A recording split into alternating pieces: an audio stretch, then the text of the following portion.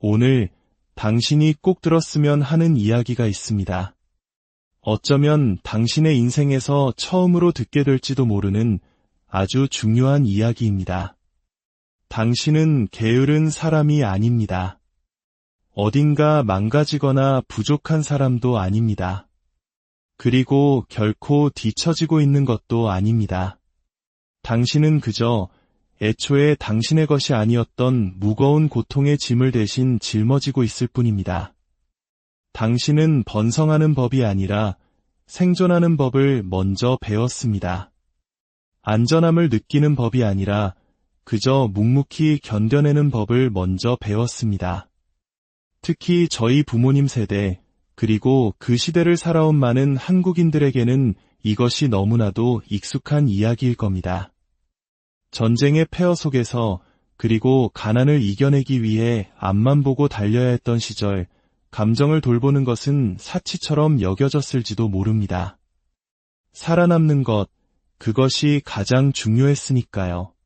그래서 세상이 당신에게 더 적극적으로 나아가라고, 한결같은 모습을 보이라고, 열정적으로 살라고, 대담해지라고 요구할 때 당신 안의 어떤 부분은 자꾸만 저항합니다.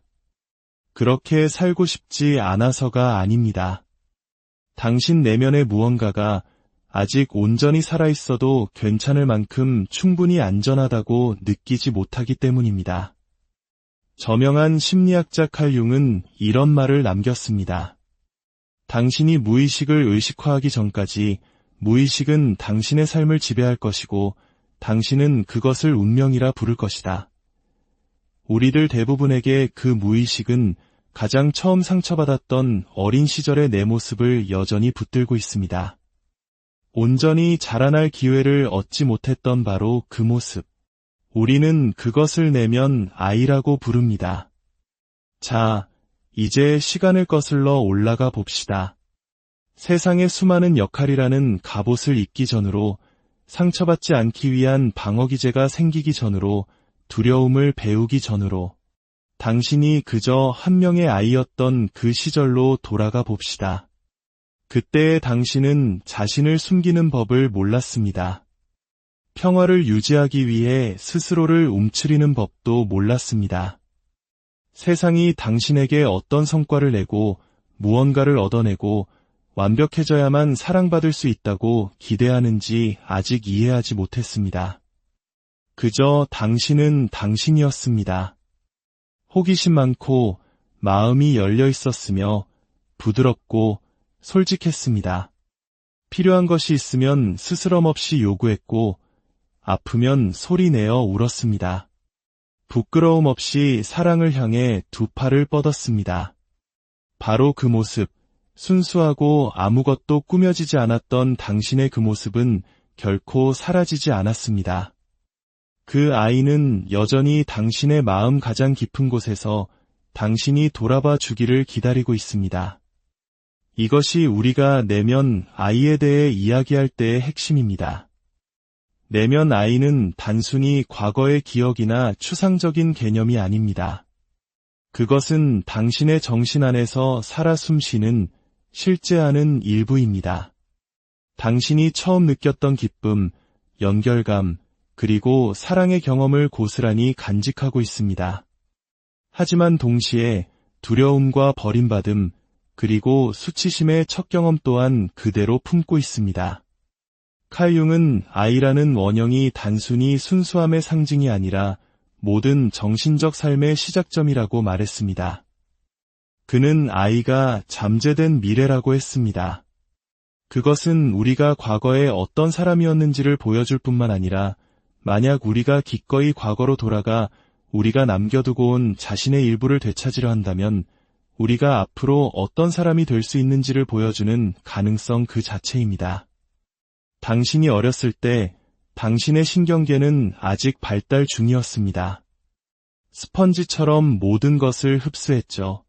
사람들이 당신에게 하는 말뿐만 아니라 그들이 당신을 바라보는 눈빛, 당신이 방에 들어섰을 때 그들이 미소를 지었는지 여부, 당신의 눈물이 따뜻한 위로를 받았는지 아니면 차가운 벌을 받았는지, 그리고 사랑이 안전하게 느껴졌는지 아니면 무언가를 해야만 얻을 수 있는 조건부였는지, 당신의 감정적 욕구가 어떻게 충족되었는지 혹은 무시되었는지가 바로 지금의 당신, 성인이 된 당신의 삶의 청사진이 되었습니다. 그래서 누군가가 그냥 잊어버려 라거나 다 지난 일이잖아 라고 쉽게 말할 때 그들은 당신의 머리는 잊으려 애쓰지만 당신의 몸은 모든 것을 기억하고 있다는 사실을 이해하지 못하는 것입니다. 내면 아이는 우리가 인식하는 방식대로 시간을 이해하지 못합니다. 만약 당신이 5살 때 당신의 필요가 무시당했다면 당신 안에는 여전히 5살에 멈춰있는 부분이 있습니다. 누군가 자신을 알아봐주고 자신의 감정이 옳다고 인정해주고 지켜주기를 애타게 기다리면서 말이죠. 그래서 지금 어른이 된 당신의 삶이 힘들어질 때 누군가 당신을 거절하거나 비판하거나 당신을 떠날 때 때로는 상처받는 것은 지금의 당신이 아닙니다. 과거의 존재가 무시당한다고 느꼈던 바로 그 어린아이가 반응하는 것입니다. 어떤 상황에서는 유독 디스프로포어셔니틀이, 즉 불균형적으로 큰 고통을 느끼는 자신을 발견한 적 없으신가요?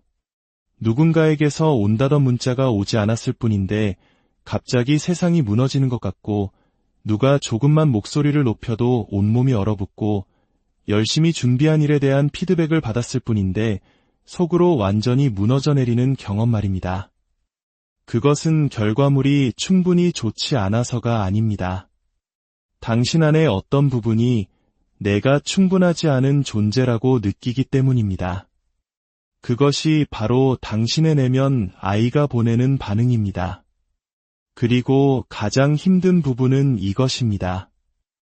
우리 대부분은 상처받은 내면 아이를 보호하기 위해 평생에 걸쳐 자신의 성격 전체를 만들어왔다는 사실입니다. 만약 당신이 뛰어난 성취를 이루는 사람이 되었다면 아마도 사랑은 노력해서 얻어야만 하는 것이라고 배웠기 때문일 겁니다. 한국 사회의 치열한 경쟁 속에서 좋은 성적과 좋은 대학이 곧 인정과 사랑의 증표였던 경험이 우리에겐 너무나 익숙합니다. 만약 당신이 갈등을 피하는 평화주의자가 되었다면 아마도 어린 시절의 갈등이 당신에게는 너무나 위험하게 느껴졌기 때문일 겁니다. 늘 주변의 눈치를 살피며 분위기를 맞춰야만 했던 아이는 어른이 되어서도 자신의 목소리를 내는 것을 두려워합니다. 만약 당신이 혼자 있기를 좋아하는 외톨이가 되었다면 아마도 누군가와 가까워지는 것이 곧 고통을 의미했기 때문일 겁니다. 이 모든 것은 당신이 약해서 일어난 일이 아닙니다. 오히려 당신이 너무나 영리했기 때문에 일어난 일입니다. 당신은 그 힘든 환경에서 살아남기 위한 최선의 방법을 찾아냈던 것입니다. 하지만 당신은 더 이상 그때의 그 무력한 아이가 아닙니다. 지금 당신에게는 다른 종류의 힘이 있습니다. 그 힘의 일부는 용기를 내어 부드럽게 뒤돌아서서 여전히 과거에 살고 있는 당신의 일부를 마주하는 것에 있습니다. 칼 융은 말했습니다.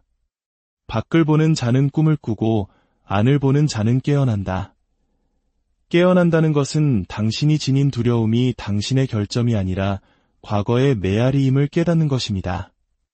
깨어난다는 것은 당신이 느끼는 수치심이 당신의 것이 아니라 다른 누군가로부터 건네받은 것임을 깨닫는 것입니다. 자신의 가치를 제대로 보지 못했던, 그래서 당신의 가치 또한 볼 수 없었던 누군가로부터 말입니다. 깨어난다는 것은 당신 내면의 아이에게로 다시 걸어가기 시작하는 것입니다.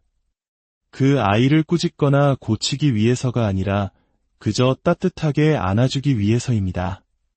진정한 치유는 당신의 과거를 부끄러워할 때가 아니라 그 과거 속으로 사랑을 가져갈 때 일어납니다.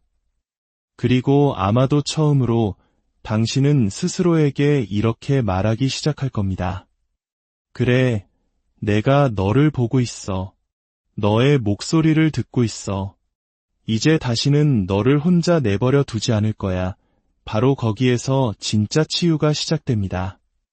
당신을 힘들게 하는 감정들과 싸우는 것이 아니라 그 감정들이 어디에서 비롯되었는지 이해하는 것에서부터 말입니다. 당신 안의 아이는 당신의 약점이 아닙니다. 그 아이는 당신의 가장 깊은 진실이 놓여있는 토대입니다. 일단 당신이 그 아이와 다시 연결되고 그 아이의 목소리, 슬픔, 그리고 갈망을 위한 공간을 만들어주기 시작하면 당신은 단순히 과거를 치유하는 것을 넘어 당신의 미래를 자유롭게 만들게 될 것입니다. 보이지 않는 상처에 대해 이야기해 봅시다. 눈에 보이는 흉터를 남기는 종류가 아니라 당신조차 깨닫지 못하는 사이에 당신의 모든 것을 조용히 바꾸어 놓는 그런 상처 말입니다. 당신이 말을 할 때마다 스스로를 의심하게 만드는 상처, 밤새 잠 못 들게 하며 내가 뭘 잘못했는지 알아내려고 지나간 대화를 곱씹게 만드는 상처, 어떤 날은 너는 너무 과해라고 속삭이고 어떤 날은 너는 늘 부족해라고 속삭이는 그런 상처. 이것이 바로 내면 아이의 상처입니다. 칼융의 말처럼 우리가 의식하지 못하는 이 상처는 우리의 삶을 조종하고 우리는 그것을 그저 내 성격 혹은 내 운명이라고 착각하며 살아갑니다. 우리는 우리의 트라우마를 평범한 것이라고 부르며 살아가고 있습니다. 나는 원래 사람을 잘 믿지 않아 라고 말하지만 그 속뜻은 나는 내가 의지했던 사람에게서 깊은 상처를 받았다 입니다. 나는 그냥 독립적인 사람이야 라고 말하지만 그 속뜻은 누군가에게 기댈 때마다 실망했기 때문에 아무도 필요로 하지 않는 법을 배웠다 입니다. 나는 갈등이 싫어 라고 말하지만 그 속뜻은 내 의견을 말했다가 벌을 받거나 철저히 무시당했던 기억이 있다 입니다. 이 상처들은 어느 날 갑자기 나타난 것이 아닙니다. 당신의 감정적 현실이 부정당하고 당신의 경계가 침범당하고 당신의 느낌이 침묵, 비아냥 혹은 수치심으로 돌아왔던 크고 작은 순간들로부터 비롯되었습니다. 상처를 남기기 위해 반드시 극단적인 사건이 필요한 것은 아닙니다. 트라우마는 당신에게 일어난 일일 뿐만 아니라 당신에게 일어나지 않은 일이기도 합니다. 아무도 당신을 때리지 않았을지 모릅니다. 하지만 당신이 울 때 아무도 당신을 따뜻하게 안아주지 않았을 수도 있습니다. 아무도 당신에게 소리 지르지 않았을지 모릅니다. 하지만 아무도 당신의 이야기를 진심으로 들어주지 않았을 수도 있습니다. 부모님이 물리적으로는 곁에 있었을지 모릅니다. 하지만 감정적으로는 수만 킬로미터 떨어져 있었을 수도 있습니다. 그 공허함 속에서 당신의 내면 아이는 스스로 의미를 만들어내기 시작했습니다. 사랑은 안전하지 않은 것이라고, 내 감정은 다른 사람에게 짐이 되는 것이라고, 인정받으려면 무언가를 해내야만 한다고, 약한 모습을 보이는 것은 고통으로 이어진다고 결론 내렸을 겁니다.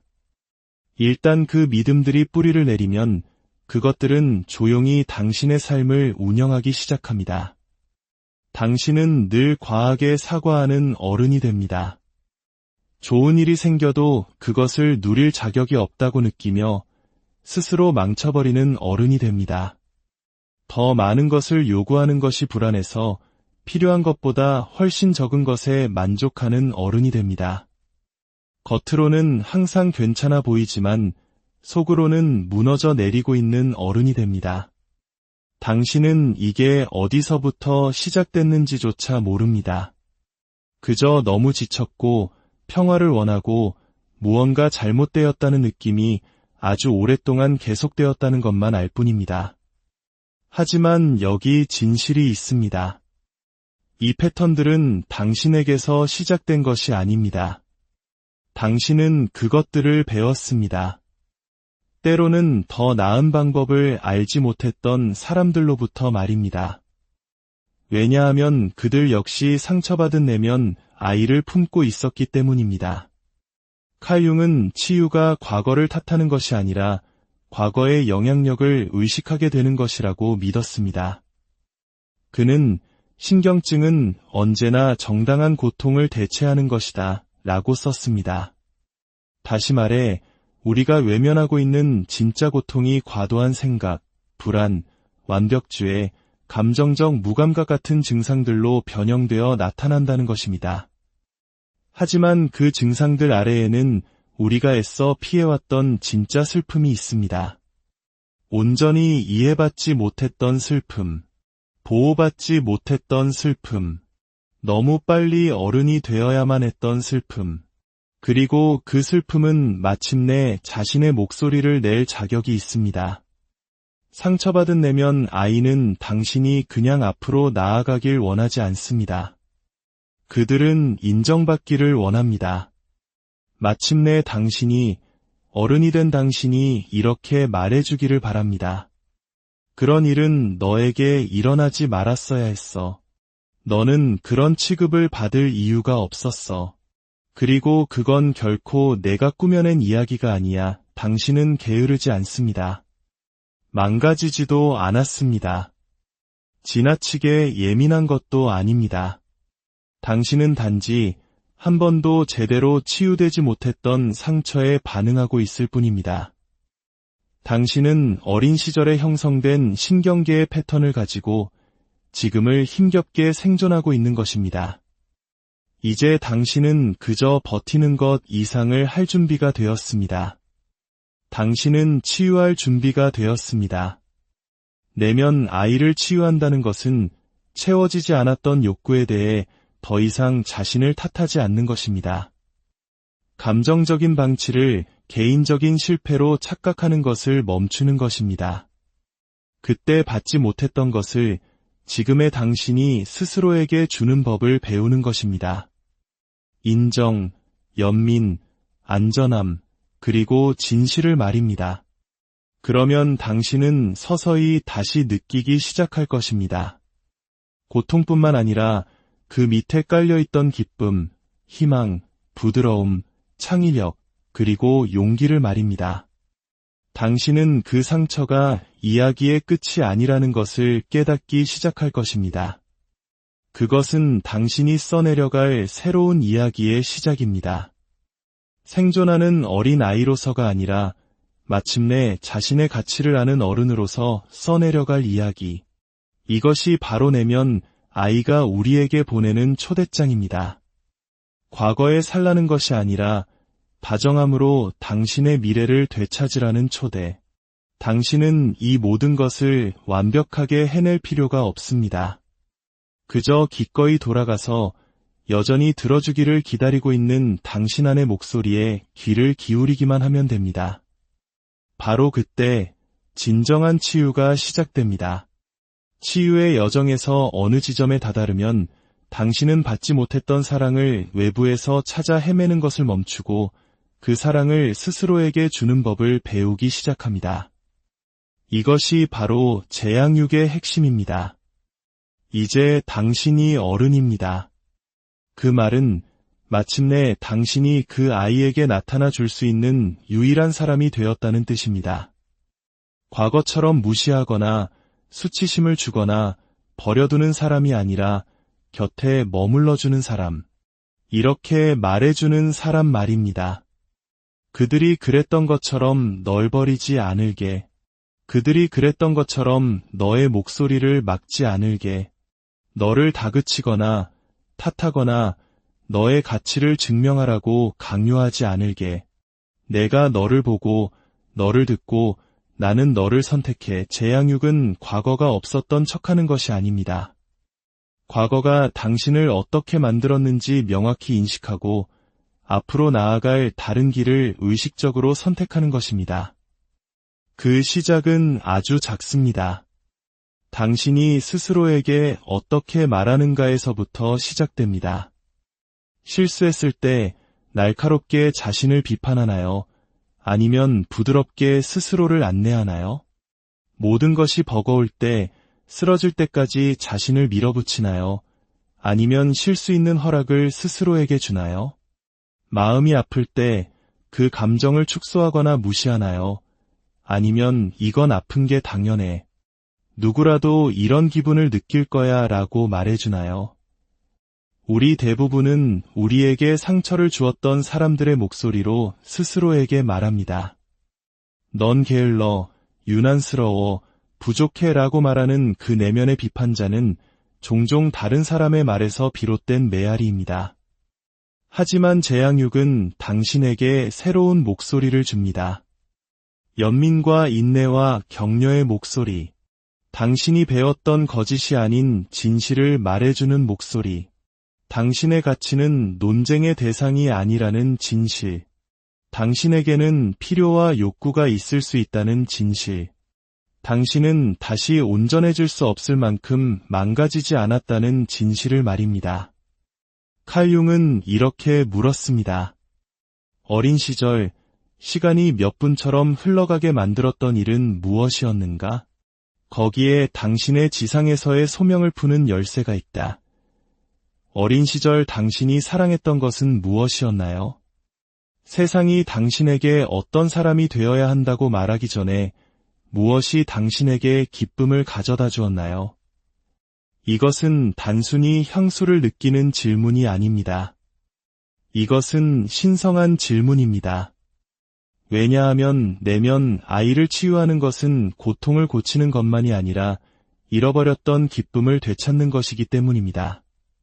장난기, 창의성, 경이로움을 다시 발견하는 것입니다. 어쩌면 그것은 예술이나 자연, 음악이나 춤을 통해서일 수 있습니다. 어쩌면 다시 바보 같은 장난을 치고 배꼽 빠지게 웃고 남의 시선 없이 춤추고 죄책감 없이 쉬는 것을 스스로에게 허락하는 것일 수 있습니다. 어쩌면 처벌이 아닌 보호로서의 경계를 설정하는 법을 배우는 것일 수 있습니다. 잠들기 전 따뜻한 차 한 잔, 아침에 당신의 감정을 적어보는 일기처럼 당신을 진정시키는 자신만의 의식을 만드는 것일 수 있습니다. 이 작고 평범해 보이는 선택들이 바로 당신이 스스로를 다시 키워내는 방식입니다. 두려움이 있던 자리에 안전함을 쌓아 올리는 방식입니다. 당신의 내면 아이에게 더 이상 혼자가 아니야. 이제 내가 있잖아 라고 말해주는 방식입니다. 물론 좌절도 있을 겁니다. 어떤 날은 여전히 무겁게 느껴질 겁니다. 과거의 목소리가 다시 돌아오는 순간도 있을 겁니다. 하지만 재앙육의 아름다움은 바로 이것입니다. 당신이 비판 대신 다정함을 선택할 때마다, 밀어붙이는 대신 속도를 늦추고 귀를 기울일 때마다 당신은 과거에 결코 보살핌받지 못했던 무언가를 치유하고 있는 것입니다. 당신은 과거에 당신에게 필요했던, 그리고 지금의 당신에게 필요한 그런 부모가 되어가고 있습니다. 과거로 돌아가 일어났던 일을 바꿀 수는 없습니다. 하지만 그것을 내 삶에서 반복하는 것을 멈추기로 선택할 수는 있습니다. 삶이 힘들어질 때 더 이상 스스로를 버려두지 않을 수 있습니다. 평화를 지킨다는 명목으로 더 이상 스스로를 침묵시키지 않을 수 있습니다. 당신의 가치를 보지 못하는 사람들을 쫓는 것을 멈추고 당신을 가장 필요로 하는 단 한 사람, 바로 당신 자신을 위해 나타나기 시작할 수 있습니다. 이것이 당신의 치유입니다. 이것이 당신의 귀환입니다. 한때 잊혔다고 느꼈던 당신 안의 아이가 마침내 집으로 돌아오고 있습니다. 아름다운 역설은 이것입니다. 당신이 고통을 마주할 때 당신은 또한 당신의 진정한 힘을 발견하게 됩니다. 당신의 내면 아이는 당신의 연약함뿐만 아니라 당신의 직관을, 상처뿐만 아니라 창의성을, 두려움뿐만 아니라 순수한 기쁨을 품고 있습니다. 당신은 강해지기 위해 완벽해질 필요가 없습니다. 치유를 시작하기 위해 모든 답을 알 필요도 없습니다. 그저 기꺼이 내면으로 향하고 귀를 기울이고 스스로의 손을 잡아주기만 하면 됩니다. 당신은 게으른 것이 아닙니다. 당신은 아무리 부서진 것처럼 느껴져도 계속 나아가라고 말하는 세상 속에서 스스로를 치유하고 있는 중입니다. 더 이상 당신의 가치를 증명할 필요가 없습니다. 인정이나 완벽함을 좇을 필요도 없습니다. 당신은 그저 집으로, 당신 자신에게로, 당신 내면의 아이에게로 돌아오면 됩니다. 당신이 내내 품고 있었던 그 조용한 지혜에게로, 그리고 아마도 지금 처음으로 당신은 그 목소리를 들을 준비가 되었을 겁니다. 오늘 이야기가 당신의 마음에 작은 울림을 주었다면 구독과 좋아요로 그 마음을 표현해 주세요. 당신의 따뜻한 공유가 지금 이 순간 위로가 필요한 또 다른 누군가에게 온기로 전해질 수 있습니다. 당신의 생각이나 경험을 댓글로 남겨주시면 이 여정을 함께하는 데 큰 힘이 될 것입니다.